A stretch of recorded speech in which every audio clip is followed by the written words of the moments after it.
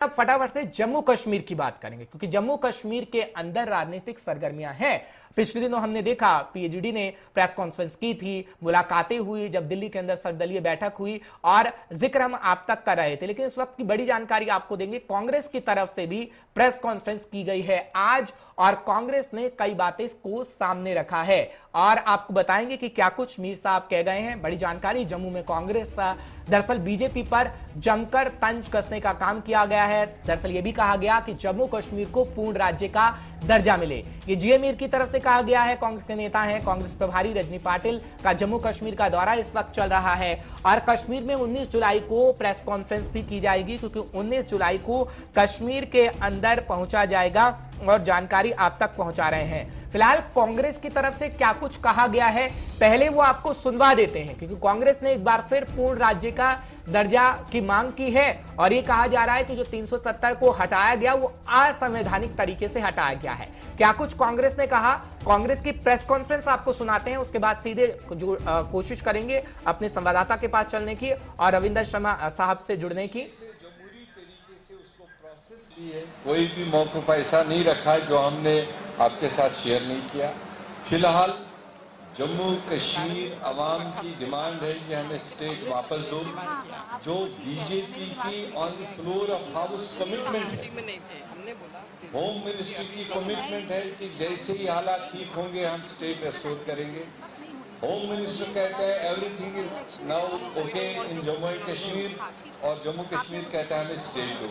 हम कहते हैं उसके बाद एक पब्लिक सरकार दो, अवामी सरकार दो, उसके बाद जो बाकी चीजें चलती रहे।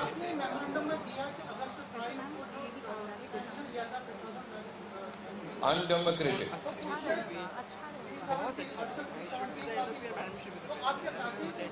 हमने कहा बारहा कहा, पार्लियामेंट को कानून बनाने का, कानूनों को तरमीम करने का पूरा राइट है, मगर जिस तरीके से जमहूरी तरीके से उसको प्रोसेस किया जाना चाहिए, खासकर जम्मू कश्मीर के बारे में वो डेमोक्रेटिक प्रोसेस, लीगल प्रोसेस पूरा नहीं किया और अचानक एक फैसला लिया, वो जम्मू कश्मीर के लोगों को सदमा है जिसकी नुमाइंदगी कांग्रेस पार्टी करे। आप वहां क्यों अटक रहे हो? हम 5 अगस्त के फैसले को लेकर कह रहे, हम अभी नीति ग्रिटी में नहीं जा रहे, उसमें इंग्रेडिएंट्स में नहीं जा रहे। हम कह रहे हैं कि मोटे तौर पर जो जम्मू कश्मीर के बारे में फैसला लिया पार्लियामेंट ने, मोदी साहब ने, वो अनडेमोक्रेटिक, अनकॉन्स्टिट्यूशनल। इससे भी बड़ी आवाज से आप मेरे से सुनना चाहते हो तो उससे ज्यादा मेरी आवाज नहीं। चलिए, मीर साहब क्या कुछ कह रहे थे हमने आपको सुनवाया। दरअसल प्रेस कॉन्फ्रेंस की गई और कई सारी बातें थी, महंगाई के मुद्दे को लेकर भी बोला गया, लेकिन जम्मू कश्मीर की बात कर रहे हैं तो हम जम्मू कश्मीर का मुद्दा आपके सामने रख रहे हैं। फिलहाल रविंदर शर्मा हमारे साथ जुड़ रहे हैं, प्रवक्ता हैं कांग्रेस के। सर बहुत बहुत शुक्रिया हमारे साथ जुड़ने के लिए। क्या तैयारी है सर कांग्रेस की? क्या आगे आने वाले समय में हम देख रहे हैं कि दिल्ली के अंदर जो सर्वदलीय बैठक हुई थी उसके बाद ये कहा जा रहा है कि विधानसभा चुनाव होंगे, उससे पहले परिसीमन किया जाना बहुत जरूरी है, लेकिन तैयारी कहीं ना कहीं आप भी कर रहे हैं क्योंकि सुगबुगाहट लग रही है कि विधानसभा चुनाव हो सकते हैं, उसको लेकर तैयारी हो रही है। तैयारी किस बात की है? क्या आगे आने वाले समय के लिए है या प्रमुखता से जो कांग्रेस मुद्दे उठाती रही है उसके लिए है? रविंदर जी देखिए, इस वक्त तैयारी तो ये है कि लोगों को राहत कैसे पहुंचाई जाए जी। पहली तो बात यह है जो कमर तोड़ महंगाई है उसके ऊपर 7 से 17 तारीख तक पूरे देश भर में देशव्यापी कैंपेन चल रहा है कि मोदी सरकार कम से कम टैक्स वापस ले, कम करे। 25 लाख करोड़ रुपया अगर 6.5 साल में कमाया है, 8,500 का जहाज में वो घूम सकते हैं। सूट वोट की सरकार जो है उनके दौर में जो 27 करोड़ मनमोहन सिंह की सरकार में बीपीएल से लोग ऊपर उठाए गए थे, 23 करोड़ लोग दोबारा बीपीएल में चले गए हैं और उन लोगों को कमर तोड़ महंगाई मार रही है। इसलिए पॉलिटिकल पार्टी तो हर इलेक्शन के लिए तैयार रहती है, लेकिन इलेक्शन की तैयारी करना तो बीजेपी और मोदी सरकार का काम रहता है। वो तो हमेशा इलेक्शन मोड में रहते हैं। हम जन समस्याओं को लेकर के सड़कों पे हैं और संसद तक जाएंगे, ये हमारी तैयारी है। रविंदर शर्मा साहब, लेकिन आप जो कह रहे हैं कि जन समस्याओं को लेकर हम सड़कों पर हैं, आपने महंगाई का जिक्र किया तो मैं अभी महंगाई का ही जिक्र करता हूं क्योंकि महंगाई ठीक है, महंगाई बढ़ रही है और केंद्र सरकार को सोचना चाहिए, लेकिन राज्य सरकारों की भी तो जिम्मेदारी बनती है। जहां पर कांग्रेस की सरकार है, पेट्रोल डीजल के दाम बढ़ रहे हैं तो आप वैट को कम कर दीजिए। राज्य सरकार भी तो वैट कम करके महंगाई कम कर सकती है ना, पेट्रोल डीजल का।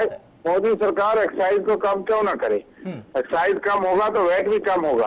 और जम्मू कश्मीर में हम हैं तो यहाँ भी मोदी सरकार ही है, लेफ्टिनेंट गवर्नर यूटी एडमिनिस्ट्रेशन है। इसलिए 2004 जगह कहीं कांग्रेस की सरकारें हैं, जब केंद्र सरकार और बाकी सरकारें करेंगी वो खुद ब खुद करेंगी, लेकिन सबसे पहले है कि एक्साइज ड्यूटी कम हो। जो सरकार ये कह रही थी कि 35 से 36 रुपए में पेट्रोल और डीजल होना चाहिए, जब यूएस डॉलर 110 108 पे हम तेल कच्चा खरीदते थे मनमोहन सिंह की सरकार, तो 70-65 रुपए में पेट्रोल डीजल मिलता था। आज जब वही रेट इंटरराष्ट्रीय स्तर पे 45, तो पेट्रोल डीजल का दाम जो है 1.5 क्यों हो गया? और 65 बार 1 जनवरी से लेकर 1 जुलाई तक आपको पता है कि पेट्रोल डीजल का दाम जो है रिवाइज किए गए। गैस जो 414 रुपए थी यूपी की कांग्रेस की सरकार में, आज 900 रुपया पार कर गई है और 7 बार उसके रेट बढ़ाए जा चुके हैं।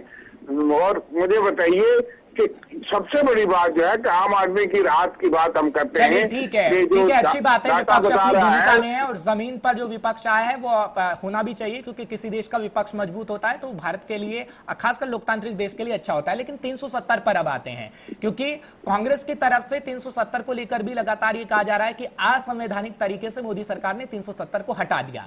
लेकिन कुछ नेता ऐसे भी जो कह रहे हैं कि अगर कांग्रेस की सरकार आती है तो 370 को वापस लाया जाएगा। ये दरअसल हम आपसे समझना चाहते हैं, क्या ऐसा हो सकेगा? देखिए, पहली बात तो यह है कि 70 साल तक 370 जहां जम्मू कश्मीर में रहा, उसको तोड़ने के लिए 2 मिनट में बिल लाया। इसलिए कहना कि अनडेमोक्रेटिकली इसमें राउंड टेबल कॉन्फ्रेंस भी हुई, बैठक भी हुई, बल्कि ग्रुप भी बने। आपने सुझाव मांगे होते, बात की होती, हो सकता है कुछ पार्टियां जो है कुछ सुझाव, कुछ अमेंडमेंट के लिए तैयार होती, और इसलिए कुछ चीजें उसमें बदलाव की जो है वो जरूरत अगर समझी जाती। तो जम्मू कश्मीर का इतना सेंसिटिव मामला है तो आपको डेमोक्रेटिकली चलने का इस देश में जरूरत है। इसलिए जब हम कहते हैं कि ये तरीका जो है वो जमहूरी नहीं है, लोकतांत्रिक नहीं है, आपके पास ब्रूट मेजॉरिटी मैंडेट हो सकता है पार्लियामेंट के अंदर, लेकिन फिर भी लोग सुनना। इसलिए दूसरी बात कि हमने कहा कि आपको किसने कहा कि स्टेट तोड़ दो? 70 साल 175 साल की स्टेट थी, डोगरा स्टेट थी, अपनी पहचान थी, और स्टेट तोड़ने के बाद लाभ क्या हुआ? ये तो बताए कि आतंकवाद क्या हुआ, आतंकवाद क्या हुआ, 370 वापस आएगा सर? कांग्रेस अगर आएगी तो क्या जो वादा कर रहे हैं आप लोग? सुनिए, बीजेपी ने कहा कि लैंड और जमीन जो है 370 में क्या था? देश भर को ये बताइए कि 370 में था कि जम्मू कश्मीर में कोई बाहर का आदमी जमीन नहीं ले सकता। 10 और राज्य ऐसे हैं इस देश के अंदर जिनमें 370 तो नहीं है। वहां क्यों ये पाबंदी है? हिमाचल हमारे नजदीक है, वहां क्यों ये पाबंदी है? लेकिन ये कहा जाता है कि यहाँ पे पाबंदी थी इसलिए जम्मू कश्मीर जो है वो देश का जो है वो इंटीग्रेशन नहीं हुई थी। देश का हिस्सा होते हुए हिमाचल में आप मुझे बताइए क्यों है पाबंदी? नॉर्थ ईस्ट की स्टेट में 371 आर्टिकल क्यों है? वहां भी कोई बाहर का बस नहीं सकता, नौकरी नहीं ले सकता। ठीक है सर, सिर्फ इतनी सी बात बता दीजिए, क्या कांग्रेस अगर आएगी तो 370 वापस लाएगी? जब 370 के बाद भी बीजेपी ने कहा था कि यहाँ पे जो है वो जमीन और नौकरी जो है वो सुरक्षित रखी जाएगी। उनके उस वक्त डिप्टी सीएम ने ये बात पहली बार, सबसे पहला बयान निर्मल सिंह का था। आज क्यों मुकर गए? उन्होंने कहा कि हम स्टेट को वापस बहाल करेंगे। 2 साल के बाद क्यों नहीं बहाल हुआ? अब तो ड्रोन भी आना शुरू हो गए पाकिस्तान और अफगानिस्तान से। कांग्रेस का क्या स्टैंड है सर? रविंदर जी, एक लास्ट क्वेश्चन, क्या कांग्रेस अगर खुदा ना खास्ता कांग्रेस आती है सरकार में तो क्या 370 को वापस लाया जाएगा? क्या खुदा का रास्ता नहीं है, रोक लाएंगे देश में कांग्रेस को। अच्छा। उसमें जब वापस आएगी, हमने पहले कहा कि पहले स्टेट बहाल करिए। हाँ। और जो आपने कहा था जमीन और नौकरी जो है वो महफूज करिए, वो कोई इंटरनेशनल डिमांड नहीं है। 10 और राज्य भी हैं और 370 जो बाकी चीजें जो है वो डेमोक्रेसी में कुछ पार्टी उसमें तरमीम जाएगी, क्या होगा उसमें बात होगा। उसमें हमने 370 पे अभी ये बहुत बहुत शुक्रिया रविंदर जी हमारे साथ जुड़ने के लिए और दर्शकों तक अपनी बात पहुंचाने के लिए। फिलहाल बहुत बहुत शुक्रिया। रविंदर जी थे प्रवक्ता कांग्रेस के, वो कह रहे थे। फिलहाल अपने सीनियर साथी का रुख कर लेते हैं, श्रीनगर से ब्यूरो चीफ हमारे साथ जुड़े हैं हिलाल हंजूरी, पूरी समझ रखते हैं। हिलाल, बहुत बहुत शुक्रिया हमारे साथ जुड़ने के लिए। रविंद्र शर्मा जी से हम बातचीत कर रहे थे, कांग्रेस अपना स्टैंड रख रही है कि भैया कांग्रेस अगर आएगी तो 370 को वापस लाएगी, क्योंकि 370 का एजेंडा दरअसल पीडीपी के पास भी है, नेशनल कॉन्फ्रेंस के पास भी है और कांग्रेस के पास भी है। अब आपसे दरअसल ये समझना चाहेंगे, क्योंकि जम्मू की बात तो हमने कर ली, कश्मीर के अंदर भी खैर परिसीमन को लेकर चर्चाएं चल रही है, लेकिन भविष्य का जब हम जिक्र करते हैं तो क्या कांग्रेस अपनी जमीन तैयार कर रही है क्या जम्मू कश्मीर के अंदर? जो स्थिति हम देख रहे हैं कि हाँ अब जमीन पर उतरा जा रहा है और खेल करने की कोशिश भी की जा रही है, एक तरीके से कहें कि जो पश्चिम बंगाल का नारा था खेला हो गई, अब वो कहीं ना कहीं स्थिति देख रहे हैं। देखिए, जम्मू कश्मीर के अंदर जो कांग्रेस है, इससे पहले भी जितनी भी अमेंडमेंट्स हुई है 370 में, तो वो कांग्रेस दौर में हुई है और बीजेपी ने मुकम्मल तौर पर ही इस धारा को खत्म किया है। अब कांग्रेस यही रोना रो रही है कि इसको सही ढंग से जो है खात्मा इसका नहीं हुआ है, बल्कि इसके लिए स्टेट असेंबली की या जम्मू कश्मीर के अंदर जो कॉन्स्टिट्यूएंट असेंबली थी उसका कॉन्करेंस मिलना चाहिए था। तो अब कांग्रेस यही कहती है कि इसे गैर कानूनी तौर पर हटा दिया गया है, क्योंकि मुल्की स्तर पर कांग्रेस की एक पॉलिसी है और जम्मू कश्मीर के अंदर कांग्रेस दूसरी पॉलिसी रखती है। हर्ष, आपने देखा होगा कि जम्मू कश्मीर के अंदर जब गुपकार अलायंस बना तो पहले कांग्रेस भी उस अलायंस का हिस्सा था, लेकिन जब उन्होंने देखा कि इस गुपकार अलायंस के साथ जो कि रेस्टोरेशन ऑफ आर्टिकल 370 की बात करते हैं और मौकफ रखते हैं, तो उसके बाद जब कांग्रेस ने भी उसका हाथ अपना उनको थामा है, तो उसके बाद हमने देखा कि नेशनल लेवल पर फिर कांग्रेस को परेशानी हुई है और फिर नेशनल लेवल पर कांग्रेस ने ये कहा कि वो गुपकार अलायंस का हिस्सा नहीं है। गुपकार अलायंस सिर्फ रेस्टोरेशन ऑफ आर्टिकल 370 के लिए बना हुआ है और किसी भी मामले को लेकर वो बात नहीं करते हैं। पीएजीडी जो है, हमने देखा कि पीएम की जो हाल ही में एक कॉन्फ्रेंस बुलाई गई थी, ऑल पार्टी कॉन्फ्रेंस, तो उसमें भी पीएजीडी की जो पार्टियां हैं वो इंडिविजुअल लेवल पर गई थी, वो एज पीएजीडी वहां पर नहीं गई थी। जो डिलिमिटेशन कमीशन आया था और उस ग्रुप से जो मिले हैं वो भी पार्टी लेवल पर ही मिले हैं। तो इस तरह से हर एक चीज में जो पीडीपी हो, नेशनल कॉन्फ्रेंस हो, अलग अलग सियासत रखते हैं, लेकिन 370 की बहाली को लेकर वो एक पॉइंट पर है और कांग्रेस वहां से मुनहरिफ लग रही है। कांग्रेस ने वहां जाने से इनकार किया, तो इस वजह से कांग्रेस नेशनल पॉलिटिक्स को एक तरफ और स्टेट पॉलिटिक्स को एक तरफ चला रही है और ये दोनों चीजें पैरेलल चलाने की कोशिश कर रहे हैं, लेकिन नहीं चल पाती हैं। तो इस तरह से कांग्रेस जो कहती है वो बिल्कुल जमीन से हटके हैं और साथ ही साथ जम्मू कश्मीर के अंदर 370 की नहीं बल्कि आप स्टेटहुड की बहाली कांग्रेस का एक बड़ा नारा है। और इतना ही नहीं, बल्कि जो सेंसस साल 2011 में हुआ है उसके मुताबिक वो चाहते हैं कि जम्मू कश्मीर के अंदर सीटें बढ़नी चाहिए। तो इस वजह से जम्मू कश्मीर के अंदर कांग्रेस का फिलहाल यही गोल है कि 370 नहीं बल्कि स्टेटहुड बहाल किया जाए, इलेक्शंस कराए जाए और इलेक्शंस जो है हाँ, जो 370 को लेकर आपने बात कही कि पीएजीडी हो या फिर कांग्रेस हो, 370 को लेकर ये बातें कही जा रही हैं, लेकिन 370 का मुद्दा तो सुप्रीम कोर्ट के अंदर है ना, तो आप लोगों को क्या बताना चाहते हैं? क्योंकि जब सर्वदलीय बैठक हुई बाद में आईजी जो बयान दिए गए वो तो कह रहे थे कि 370 का मुद्दा तो सुप्रीम कोर्ट के अंदर है, तो फिर क्या लोगों को बताने की कोशिश की जा रही है? क्योंकि सुप्रीम कोर्ट के अंदर मामला है और एक तरफ आप कह रहे हैं कि हमारी सरकार आएगी तो ला देंगे, लेकिन सुप्रीम कोर्ट के अंदर तो आपको लड़ना ही होगा। देखिए, उसका मतलब ये नहीं कि बात नहीं की जा सकती है, लेकिन क्या बात करने से फिर वो मुमकिनात हैं कि 370 वापस आ जाएगा? डिबेट करने से क्या ये चीजें वापस आ सकती हैं? वरना तो इससे पहले हमने देखा कि राम मंदिर का मामला भी सुप्रीम कोर्ट के जेर गौर था, लेकिन बाहर मीडिया में भी उस पर डिबेट्स होते थे, सियासी जमातें भी अपने जलसों जुलूसों में उस पर बात करते थे।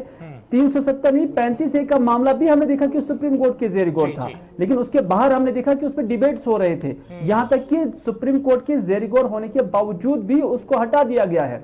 तो इस तरह से डिबेट करना एक अलग चीज है, उस पर बात करना अलग चीज है और लोगों को लुभाना वो बिल्कुल एक अलग चीज है। क्योंकि उमर अब्दुल्ला से जब बात करते हैं तो उनका मानना है कि मौजूदा डिस्पेंशन से, यानी बीजेपी सरकार से तवक्को करना कि वो पार्लियामेंट में जाकर एक बिल लाए और उसके बाद 370 को वापस करे, ये नामुमकिन है। और उसके बाद जो अगला ऑप्शन बचता है वो यही है कि आप कोर्ट का रुजू करें और कोर्ट में अगर आपका स्टैंड मजबूत होगा, जो एब्रोगेशन ऑफ आर्टिकल 370 को लेकर जो आप क्लेरिफिकेशन चाहते हैं या उस पर जो आप अपने नुकात उठा रहे हैं, अगर उसमें कोई मजबूती होगी तो कोर्ट आपके हक में जवाब दे सकता है। नंबर 3, अगर कांग्रेस का यह मौकफ है कि वो अपनी सरकार में, यानी जब वो सरकार में आ जाएंगे नेशनल लेवल पर, मुल्की स्तर पर, तो उसके बाद उसको रेस्टोर करेंगे। मैं समझता हूं कि इस हवाले से इससे पहले भी काफी सारे डिबेट हुए हैं और कोई भी कांग्रेस का जो लीडर है या कांग्रेस का जो प्रवक्ता है खुलकर इस पर नहीं बोल पाए हैं। जिससे भी आप ये सवाल पूछेंगे तो वो दबे अल्फाजों में ही इस सवाल का जवाब देगा। ठीक है, और रविंद्र शर्मा भी दबे अल्फाजों में ही बोल रहे थे। बहुत बहुत शुक्रिया